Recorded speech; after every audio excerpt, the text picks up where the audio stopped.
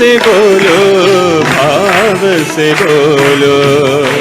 Thus it is, Swami always radiates pure love, since God is love and love is God. కాదు, This body is not Bhagavan. ఈ దేహం మీదే. Bhagavan's body belongs to you. మీ దేహాన్ని మీరు చూసుకోవాల్సిందే. You have to take care of your body. నేను దేహం కాదు, దేహిని. Bhagavan is not the body, but is the దేహం internal. పాంచభౌతికము. This is the message of Bhagavan. Cut short your body attachment. Jika kita melihatnya secara fisik dari badan yang dipakainya, dari nama, rupa, dan wujud manusianya, tentu saja nama dan wujud Sai Baba itu bukan Tuhan. Bukan Tuhan. Underline ya. Bukan Tuhan. Sebab sebagaimana yang pernah kita ulas di video lain tentang sifat-sifat Atman atau Brahman, kita tahu bahwa Tuhan itu tidak lahir dan juga Tuhan tidak mati.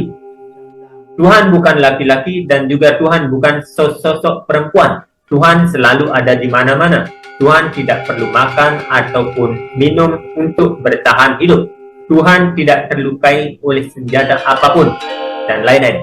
Jadi jika hal ini kita kaitkan dan coba kita hubungkan dengan wujud materi yang bernama Bhagawan Sri Satya Sai Baba, tentu saja Sai Baba bukan Tuhan.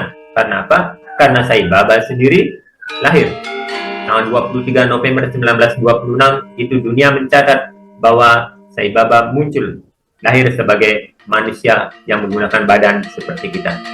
Dan pada tanggal 24 April 2011 beliau Mahasamadhi, meninggal.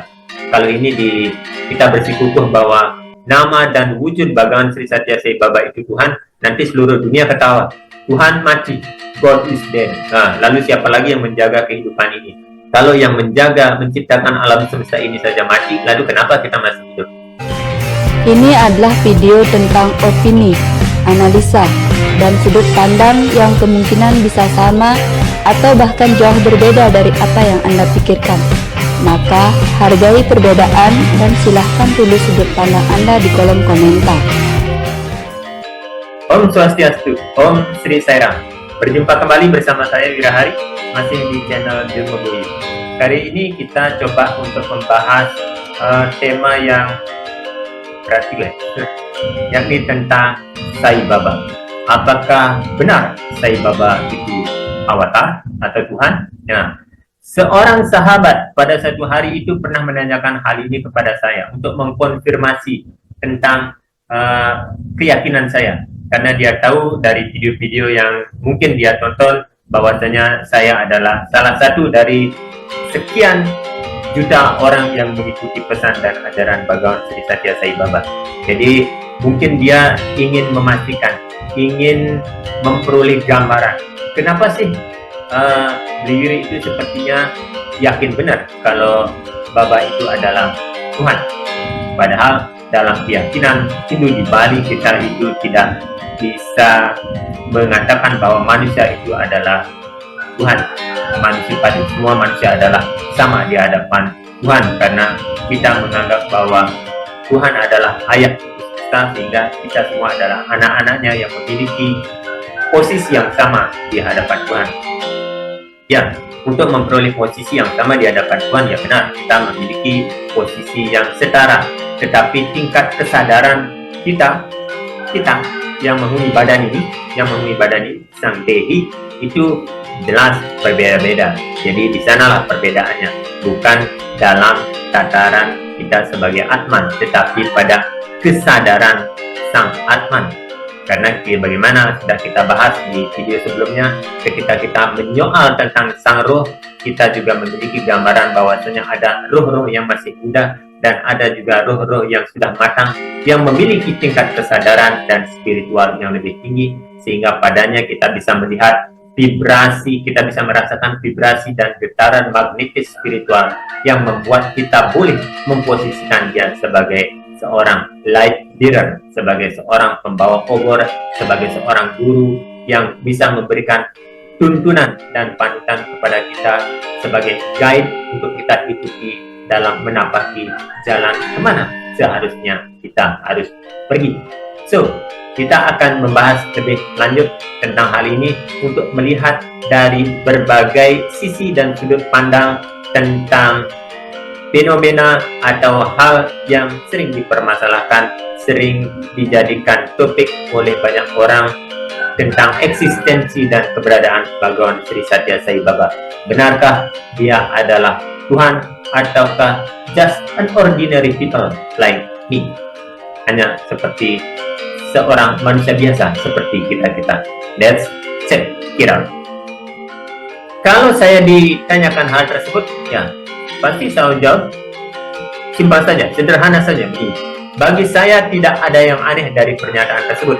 Bukankah setiap kemunculan awatara selalu akan ada orang yang tidak percaya? Waktu Tuhan muncul sebagai Sri Ramachandra di kerajaan Ayodhya, Kaikeyi, ibu tirinya, karena Dasarata itu kan memiliki 3 permaisuri, Kausalya, Kaikeyi, dan Sumitra. Ya, ini Kaikeyi tidak meyakini, tidak bisa melihat keilahian dan keawataraan daripada Sri Ramachandra yang adalah inkarnasi sendiri dari Sri Wisnu atau Narayana. Kemudian ketika ia kembali hadir sebagai Sri Krishna, putra Wangsa Yadu, ya, orang tuanya pun tidak menyadari kalau Krishna adalah Narayana sendiri yang telah mengambil wujud dan berperan sebagai anaknya. Sehingga ketika setiap kali Krishna kecil itu bisa terhindar dari para iblis yang ingin memangsanya, Yasoda selalu berdoa kepada Tuhan dalam wujud sebagai Narayana, karena ia meyakini Narayana adalah Tuhan. Terima kasih ya Tuhan karena menyelamatkan anak hamba. Kan demikian doa-doa yang disampaikan oleh Yasoda dan juga Wasudewa ketika anaknya terlepas dari apa yang dianggapnya sebagai maut. Ketika Krishna kecil meniup kobaran api di hutan, mengangkat bukit Govardhan, atau ketika ia mengalahkan para iblis yang dikirim oleh Kamsa, beberapa orang juga mengira kalau itu hanyalah sihir. Korawa tidak mempercayai Krishna sebagai awatara, dan Kamsa juga hanya menganggap Krishna sebagai malaikat pautnya. Jadi ya, sudah dari zaman bahula, sudah dari zaman Treta Yuga, zaman Dwapara Yuga, itu kemunculan awatara sendiri akan selalu ada orang yang tidak mempercayainya. Bahkan apa yang lila atau permainan ilahi yang dibuatnya itu dianggapnya sebagai sebuah sihir saja. Sebagaimana kita coba dengar di film Little Krishna itu kan, wah Krishna melakukan sihir, dianggap sihir, dianggap sulap. Jadi tentu tidak mengherankan jika kemudian di zaman Kali Yuga, zaman yang penuh dengan tipu-tipu muslihat ini, kemudian ketika ada seseorang yang dianggap sebagai perwujudan awatara, dia juga dianggap hanya sebagai seorang pesulap, tukang sihir, dan tukang tipu-tipu semata. Salah? Tentu saja tidak salah ketika kita melihatnya hanya dari luarnya saja dan tanpa mau menyelami ke dalam untuk melihat kenyataannya. Jadi sangat amat terbuka bagi kita semua untuk selalu bisa menggunakan teknik Tri Pramana ini, yakni agama Pramana, Adimana Pramana, dan juga Pratyaksha Pramana dalam meneliti, dalam mengkaji fenomena ketika ada orang-orang yang dianggap sebagai seorang awatara. Jangan langsung antipati, jangan langsung menganggap mungkin gitu, tidak mungkin Tuhan itu makan dan minum, tidak mungkin Tuhan itu mati, kalau sampai mati itu diketawain. Oke, boleh saja berpikir seperti itu, tetapi mari kita coba melihat ke dalam dengan menggunakan gambaran dan sudut pandang yang akan coba saya babarkan. Jadi keberadaan Bhagawan Sri Satya Sai Baba yang fenomenal ini yang cukup membuat kontroversi, beberapa orang yang pro dan beberapa orang yang kontra tentang keberadaannya yang dianggap disanjung sebagai awatara, tetapi di lain sisi justru dihina-hinakan sebagai seorang nabi palsu, sebagai seorang dajjal, tukang sihir, dan lain sebagainya. Jadi ketika sahabat tadi bertanya, bagaimana lantas menurut Anda? Menurut saya sendiri, dia bertanya, keyakinan Anda tentang Bhagawan Sri Satya Sai Baba, apakah menurut Anda itu Tuhan? Ya, ini tergantung dari sudut mana kita melihatnya. Jika kita melihatnya secara fisik dari badan yang dipakainya, dari nama, rupa, dan wujud manusianya, tentu saja nama dan wujud Sai Baba itu bukan Tuhan. Bukan Tuhan. Underline ya. bukan Tuhan. Sebab sebagaimana yang pernah kita ulas di video lain tentang sifat-sifat Atman atau Brahman, kita tahu bahwa Tuhan itu tidak lahir dan juga Tuhan tidak mati. Tuhan bukan laki-laki dan juga Tuhan bukan sosok perempuan. Tuhan selalu ada di mana-mana. Tuhan tidak perlu makan ataupun minum untuk bertahan hidup. Tuhan tidak terlukai oleh senjata apapun dan lain-lain. Jadi jika hal ini kita kaitkan dan coba kita hubungkan dengan wujud materi yang bernama Bhagawan Sri Satya Sai Baba, tentu saja Sai Baba bukan Tuhan.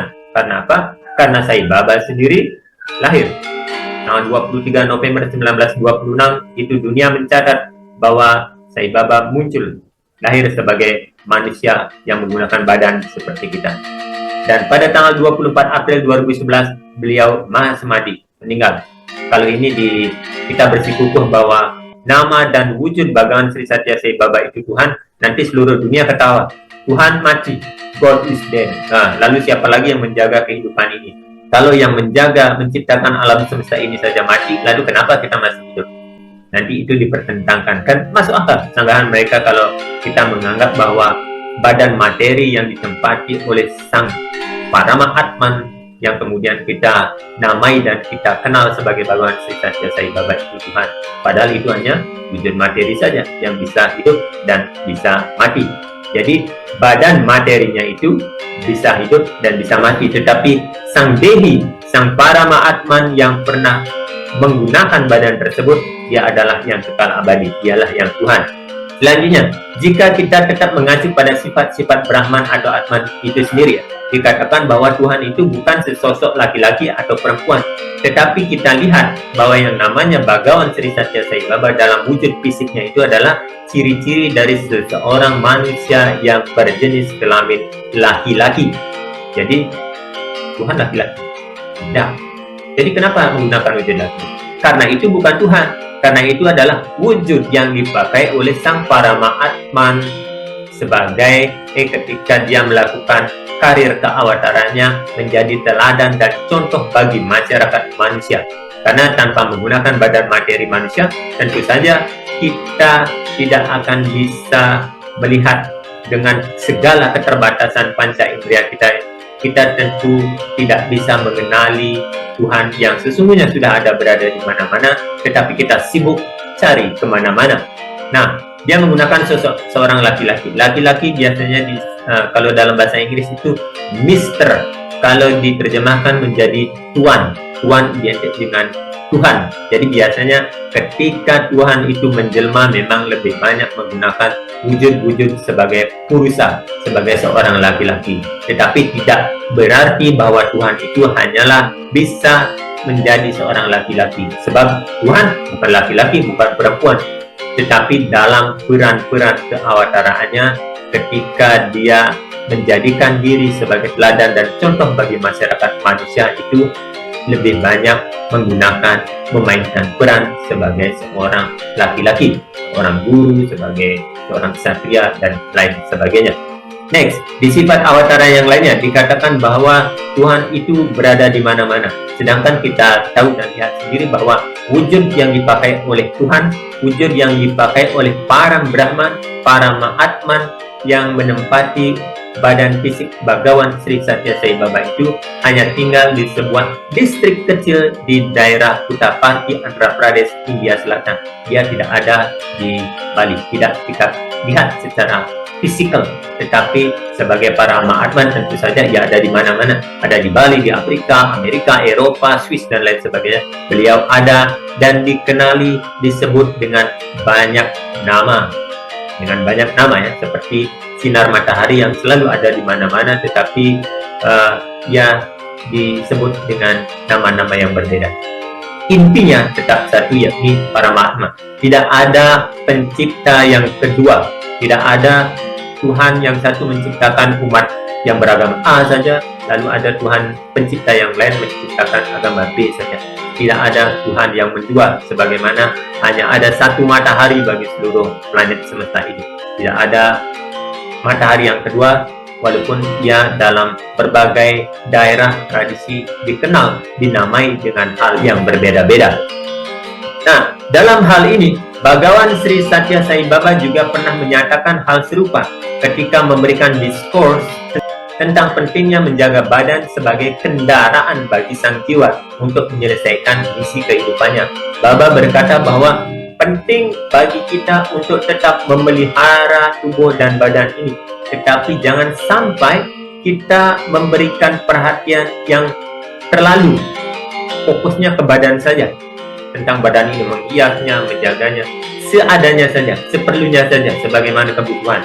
Ya tentu boleh masih menghias, tetapi jangan terlalu fokus pada badan yang suatu saat akan hancur ini. Karena bagaimanapun semua bentuk-bentuk material ini akan mengalami kehancuran dan kebinasaan. Makanya Bhagawan Sri Satya Sai Baba menekankan, oke, boleh, tetapi jangan melebihi perhatian kita pada misi sang jiwa. Inilah yang lebih utama daripada sekedar memberikan perhatian pada badan. Bhagawan bukan badan ini. Nah, ini statement yang sangat menarik sekali. Bhagawan Sri Satya Sai Baba, diskursnya yang diterjemahkan pada saat itu oleh Anil Kumar, menyatakan dengan jelas dan tegas, Bhagawan is not this body is belong to you. Nah, Bhagawan atau Tuhan bukanlah badan ini, bukanlah badan yang bernama Bhagawan Sri Satya Sai Baba dengan segala atribut dan identitasnya. Misalkan manusia yang mungkin tingginya hanya 165 atau 167 yang memakai jubah berwarna orange atau kadang memakai warna kuning, yang rambutnya keribu, yang ada tai lalatnya sini. Itu bukan Tuhan, tetapi itu badan materi, badan fisik yang dipakai oleh para Mahatma. Jadi saya kira ini clear sekali ya untuk bisa membedakan mana sang dehi dan mana deha. Jadi ketika Anda bertanya apakah Bhagawan Sri Satya Sai Baba itu Tuhan, jawaban saya tergantung Anda melihatnya dari sudut mana. Itu jawaban saya pertama. प्रेम से बोलो, भाव से बोलो. Thus it is, Swami always radiates pure love, since God is love and love is God. కాదు, This body is not Bhagavan. ఈ దేహం మీదే. Bhagavan's body belongs to you. మీ దేహాన్ని మీరు చూసుకోవాల్సిందే. You have to take care of your body. నేను దేహం కాదు, దేహిని. Bhagavan is not the body, but is the దేహం imbalance. పంచభౌతికము. This is the message of Bhagavan. Cut short your body attachment. Tetapi di lain sisi, jika kita coba menganalisanya dari sudut pandang yang lain, bahwa segala wujud yang memiliki nama dan bentuk ini sesungguhnya hanya merupakan materi yang sama, yakni Panca Mahabhuta, di mana materi adalah pemadatan energi dan energi merupakan kemampuan dari Brahman atau kecerdasan semesta tak terbatas untuk menunjukkan dirinya, maka semuanya adalah Tuhan. Tentu semuanya adalah Tuhan. Tuhan kan kecerdasan. Kecerdasan itu bukan laki-laki, bukan perempuan. Kecerdasan itu ada di mana-mana. Kecerdasan itu tidak pernah dilahirkan dan juga tidak pernah binasa. Yang namanya kecerdasan itu bersifat abstrak, dia tidak bisa terlukai oleh senjata, dia tidak bisa terkeringkan oleh air, tidak terbakar oleh api, dan lain-lain. Semua sifat-sifat daripada Brahman tersebut dipenuhi oleh ia yang kita sebut sebagai kecerdasan semesta tak terbatas. Jadi kecerdasan ini ketika masih berupa hal abstrak, ketika dia ingin menunjukkan dirinya, maka dia menjadikan dirinya sebagai energi atau kemampuan. Ada energi suara sehingga kita bisa mendengar, bahwasanya di sini ada sesuatu yang bisa kita dengar. Menunjukkan dirinya sebagai energi cahaya sehingga cahaya itu bisa terpantau ke mata dan mata bisa melihat wujud-wujud tertentu. Nah, ketika energi ini kembali memadat, dia menjadi materi pembentuk segala wujud di dunia ini. Karena bagaimanapun, sebagaimana kita tahu bahwasanya badan fisik ini terbentuk dari 5 unsur utama yang dikenal dalam agama Hindu sebagai Panca Mahabhuta. Ini laptop ini juga, ini ada kayu, kursi, dan sebagainya. Jika itu kita bakar dan apinya musnah, dia tetap akan menjadi abu, dan abu ini jika diteliti kembali akan terurai kembali menjadi partikel-partikel penyusunnya yang tidak lain adalah Panca Mahabhuta. Jadi jika kita melihat hal ini, maka badan Bhagawan Sri Satya Sai Baba adalah ya Tuhan, adalah materi yang merupakan pemadatan energi dan energi dari sang kecerdasan semesta terbatas atau para Brahman itu sendiri. Badan Bhagawan Sri Satya Sai Baba adalah Tuhan, badan saya juga adalah Tuhan. Jadi jika Bhagawan Sri Satya Sai Baba dalam nama dan rupanya, dalam wujud fisiknya disebut Tuhan, maka yang lain tentu juga Tuhan. Maka tentu saja semua energi yang kemudian memadat menjadi aneka wujud dan bentuk seperti manusia atau badan materi makhluk lainnya adalah juga Tuhan. Sarwam Kalwidam Brahman, sebagaimana juga disebut dalam Narayana Upanishad, Om Narayana Evidam Sarwam Jadbhutam Yasya Bhavim. Nah, Narayana adalah semua ini, segala yang ada, baik yang telah ada maupun yang akan ada atau yang akan diciptakan. Wujud-wujud yang akan diciptakan itu segalanya bersumber dari Narayana itu sendiri. Kan itu bait kedua Trisandya yang diambil dari Narayana Upanishad, di mana dalam kajian sastra yang lain juga dikatakan Sarwam Kalwidam Brahman, bahwa segala sesuatunya adalah Brahman, tidak ada apapun yang bukan Brahman. Jadi ketika Bhagawan Sri Satya Sai Baba dikatakan sebagai Brahman, Anda juga adalah Brahman. Tingkat perbedaannya adalah ketika wujud yang ditempati oleh Bhagawan Sri Satya Sai Baba itu diberikan kesadaran yang lebih tinggi, level consciousness-nya itu jauh lebih tinggi dibandingkan dengan kita yang seringkali lupa. Jangankan menyadari bahwa kita sendiri adalah ilahi, Tuhan itu sendiri, bahkan sesuatu yang terjadi beberapa menit yang lalu saja kita sering lupa ya. Inilah perbedaannya. Jadi tentu semuanya adalah Tuhan, tetapi tolong digarisbawahi ya, tetapi dalam tingkat kesadaran yang berbeda-beda. Badan saya adalah sama dengan badan pembentuk kursi atau meja tersebut. Bahan-bahannya sama, tetapi dia melempem. Kesadaran yang ada dalam materi pembentuk kursi atau meja tersebut tidak bisa disamakan dengan saya tempati, karena saya sebagai dehi itu memiliki kesadaran yang lebih tinggi daripada kesadaran yang sedang berdiam dalam wujud materi sebagai kursi dan beberapa bentuk wujud materi yang lainnya tersebut. Jadi tingkat kesadarannya berbeda-beda. Sama dengan badan materi yang dikenal, dinamai sebagai Bhagawan Sri Satya Sai Baba itu tidak ada bedanya dengan badan materi yang saya tempati ini. Bahan penyusunnya sama, tetapi tingkat kesadaran roh, tingkat kesadaran Dehi Sang Atma yang ada berada di dalamnya jelas jauh berbeda. Beliau yang menempati badan Bhagawan Sri Satya Sai Baba itu sadar sepenuhnya 24 jam tentang keilahiannya sebagai dirinya yang ilahi, tetapi saya sering lupa, kebanyakan lupa daripada ingatnya ya. Karena inilah keterbatasan saya, sehingga dengan ini saya mencoba melihat dan mendudukkan dia sebagai panutan, sebagai tuntunan, sebagai guide untuk bisa saya ikuti, karena dia yang menempati badan yang bernama Bhagawan Sri Satya Sai Baba itu jauh memiliki kesadaran, jauh memiliki terang cahaya yang membuat dia bisa menerangi pejalan-pejalan seperti kita yang tidak membawa obor atau mungkin membawa obor baru sedikit saja seperti cahaya lilin, dan masih perlu tuntunan guide dari para Atman atau para Brahma yang sedang mewujudkan dirinya sebagai seorang manusia seperti kita.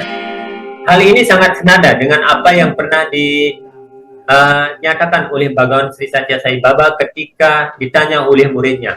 Kan ada statement seperti itu. Ada perbincangan dengan Bhagawan Sri Satya Sai Baba dengan muridnya yang menyatakan ragu-ragu juga. Karena berbagai, ya seperti di Bali ini, banyak orang yang, wah Mbak Sai Baba itu Tuhan. Kemudian ia bertanya, Swami, are you God? Swami, Anda Tuhan ya? Nah, jadi dibaca apa yang menjadi keraguan dan kebimbangan muridnya ini, dibaca, diketahui benar oleh Bhagawan Sri Satya Sai Baba. Lalu Bhagawan menjawab, yes, I'm God, so you are. Nah, ya, saya Tuhan, dan kamu juga, kalian juga, semuanya adalah Tuhan. The difference is I'm fully aware of my divinity. Nah, sebagaimana pula yang pernah dikatakan dalam wawancara dengan wartawan senior tabloid Blitz yang sudah kita bahas di video sebelumnya tentang surat yang ditujukan oleh Srila Prabhupada kepada Bhagawan Sri Satya Sai Baba, di sana yang menyoal tentang pernyataan Bhagawan Sri Satya Sai Baba dalam wawancara interview dengan seorang wartawan senior dari majalah Blitz. Di sana juga Bhagawan Sri Satya Sai Baba berkata, God is man and man is God. All of us have something of God, the divine spark within us. All men are divine like myself, with the spirit embodied in human flesh and bone. The only difference is that they are unaware of their Godhead.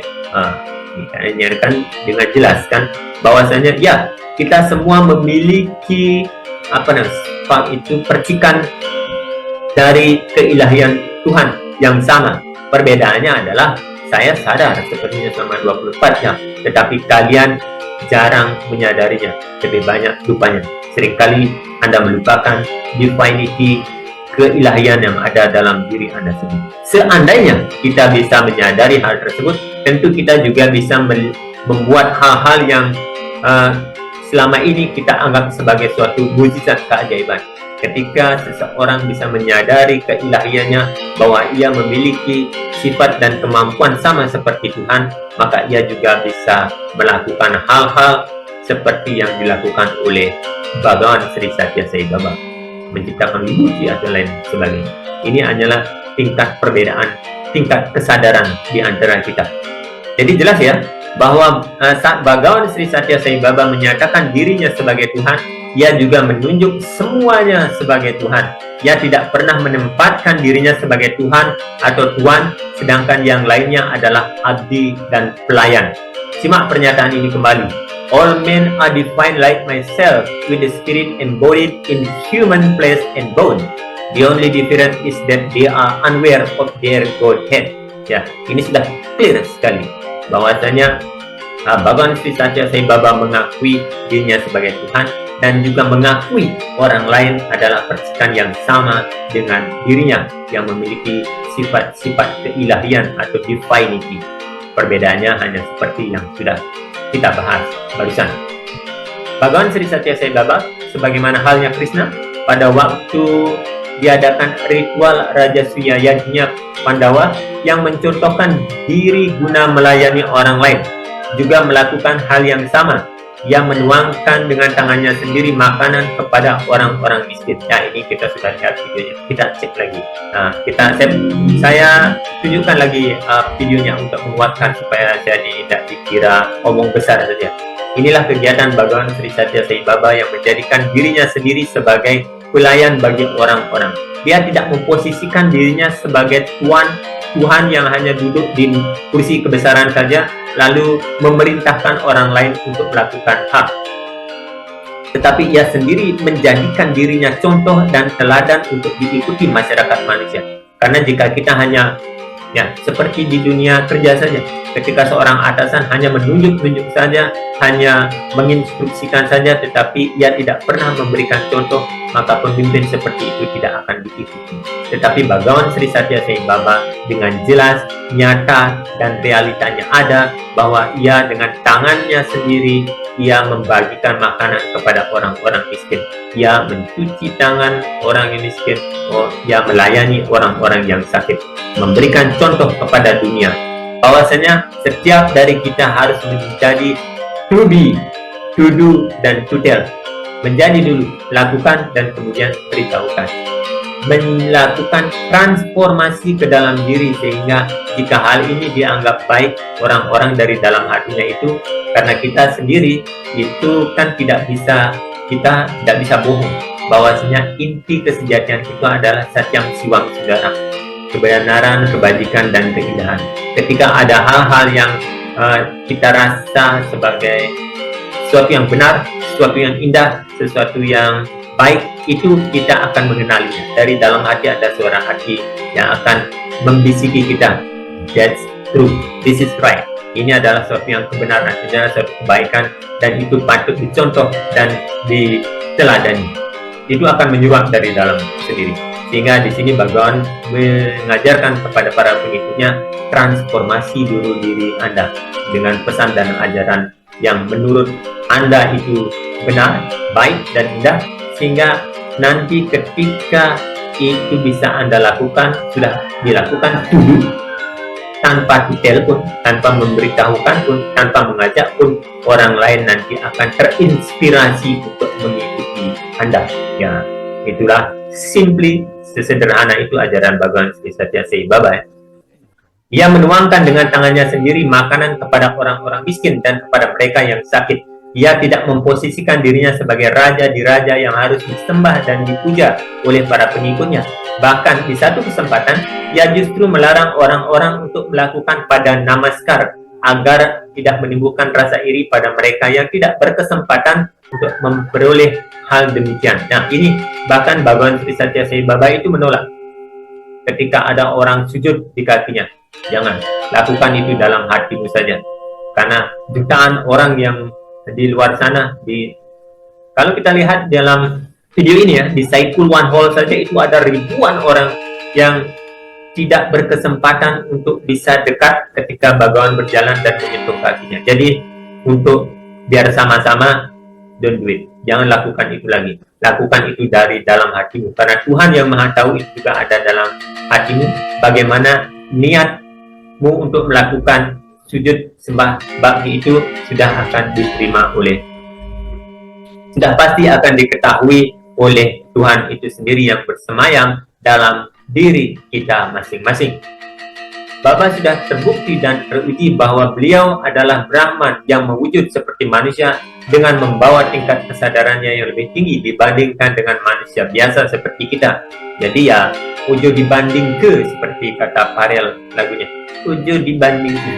Tidak bisa dibanding-bandingkan dengan beberapa orang yang memposisikan diri sebagai guru tetapi belum memiliki kualifikasi di atas dualitas kehidupan, sehingga ia masih labil, masih goncang ketika ada pujian atau hinaan yang menerpa dirinya. Ya, jangan dibandingkan dengan Bhagawan Sri Satya Sai Baba, karena itu sudah teruji dan terbukti. Atau kalau Anda ingin menguji dan membuktikannya kembali, ya sudah, puji saja ya. Nanti kedatangan prema saya, karena saat ini Bhagawan Sri Satya Sai Baba wujud yang ditempati oleh para Brahma sebagai Bhagawan Sri Satya Sai Baba itu sudah Mahasmadi.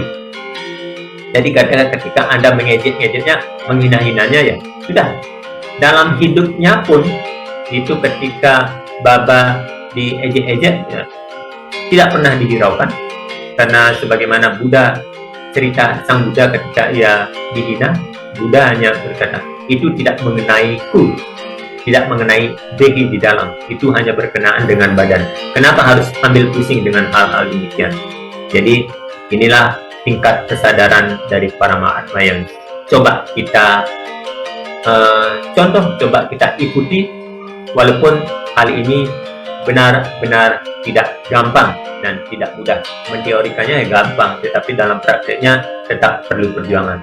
Itulah kenapa kita harus tetap saling support, saling semangati agar kita bisa tetap bertahan di jalan spiritual ini. So, Sai Baba dari kemunculan hingga Mahasmadinya tidak pernah jatuh oleh pujian, apalagi cerca dan hinaan yang ditujukan pada badan fisiknya. Ia sudah berada di atas dualitas kehidupan suka duka, susah senang, benci, cinta, dan lain-lain. Sehingga sangat pantas dan layak jika kemudian jiwa-jiwa kecil seperti saya itu terserap mendekat dalam vibrasi magnetik keilahiannya.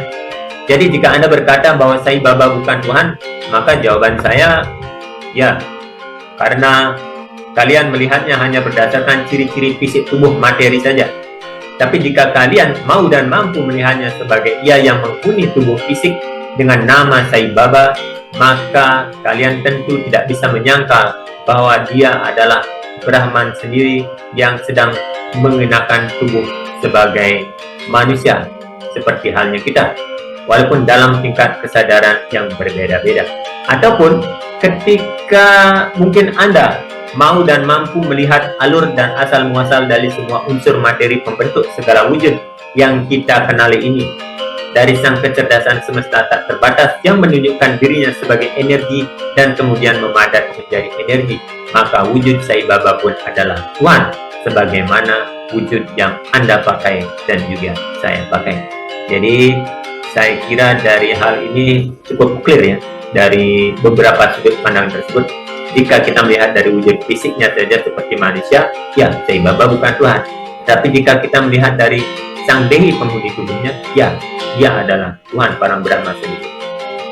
Atau dalam sudut pandang yang lain, ketika kita melihat bahwa semua materi adalah pemadatan dari energi, dan energi yang sama berasal dari sumber yang sama, yakni sang Brahman atau kecerdasan semesta tak terbatas itu sendiri, maka tidak ada apapun yang bukan Tuhan.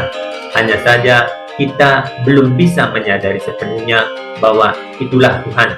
Tuhan yang selalu kita cari di mana-mana, padahal dia tidak pernah kemana-mana, karena dia memang selalu ada di mana-mana. Demikian ulasan kita kali ini. Semoga ada manfaatnya. Mohon maaf jika ada beberapa penyampaian yang masih kurang, tentu saja karena manusia tidak luput dari kesalahan dan kekeliruan. Jadi silakan nanti para sahabat berkenan untuk menambahinya di kolom komentar, sehingga ini bisa menjadi sehingga hal ini bisa kita jadikan sebagai sharing pendapat, saling menambahi kekurangan yang ada. Demikian, terima kasih sudah menonton. Jangan lupa subscribe, like, dan komen. Om Santi Santi Santi Om. Om Sri Sai Ram. This is an important issue, and we shall spend a few minutes. Innumerable are the medical miracles that Swami has performed.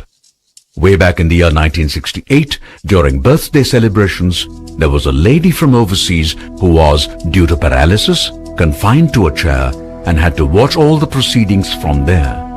But you know what? Swami unexpectedly went up to her, made her get up and walk in full public view.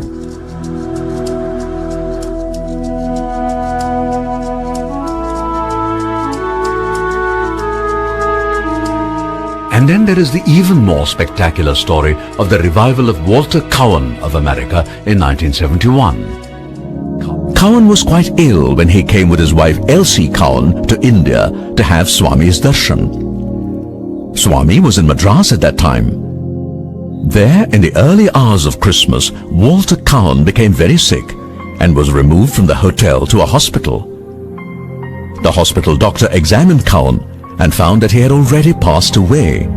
As they say, Cowan was dead on arrival. Early next morning, unknown to his entourage, Swami drove to the hospital, quietly went inside unnoticed to the place where Cowan's body lay, and brought Walter Cowan back to life. No one else was present.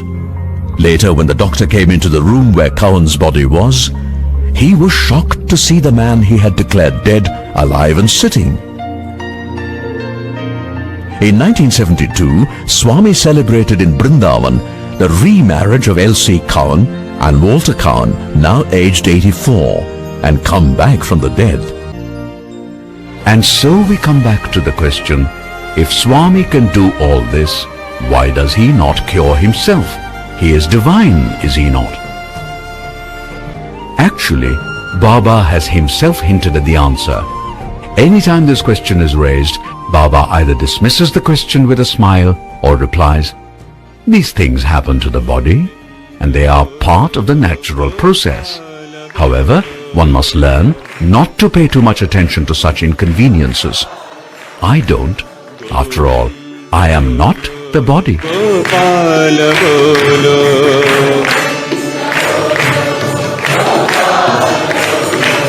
Ram Ram bolo, Hari Nam. As Swami once told devotees, when God comes down in human form, he would act very much like humans. You get hurt, don't you? So do I. These things are to be expected. All avatars impose on themselves certain restrictions, one of which is never to use their divine power to overcome physical problems that arise purely due to natural processes. Zoroaster Mahavir bolo. Sometimes I too get cough and cold, and even run temperature. I simply cannot use my powers to cure myself. Have you not noticed that in the end, all the earlier avatars who came bearing the human form, Rama, Krishna and Shirdi Baba, have without exception bowed eventually to time? So, avatars allow their bodies to suffer pain and problems just to demonstrate to the world that in such matters they are like everyone else. सहारे परमानंद के खोलते हैं द्वारे. However, there are things where the way I act is different from what most people do. It is through those acts I teach my lessons, and it is those actions of mine that you must pay close attention to. जो नाम चाहो वो नाम बोलो. Avatars are God in human form and live very much as we do. But what really distinguishes them is total and consistent purity and harmony of feelings, thought, word and deed. प्रेम से बोलो, भाव से बोलो. Thus it is, Swami always radiates pure love, since God is love and love is God. కాదు, से बोलो. This body is not ఈ Bhagavan. దేహం మీదే. Bhagavan's body belongs to you. మీ దేహాన్ని మీరు చూసుకోవాల్సిందే. You have to take care of your body. నేను దేహం కాదు, దేహిని. Bhagavan is not the body but is దేహం eternal. పంచభౌతికము. This is the message of Bhagavan. Cut short your body attachment. ఇప్పుడు కాదు, నేను 2 సంవత్సరాల నుంచి కూడా ఈ బోధనలు చేస్తూనే వచ్చాను. Bhagavan has been teaching us for the last 2 years. Sai Baba says that there is nothing that isn't God, that this whole creation is just an expression of God, and so we are all part of God in the same way that He is part of God. He's expressing that aspect in a way that is far more visible than most human beings. Therefore, some people like to think that He is God.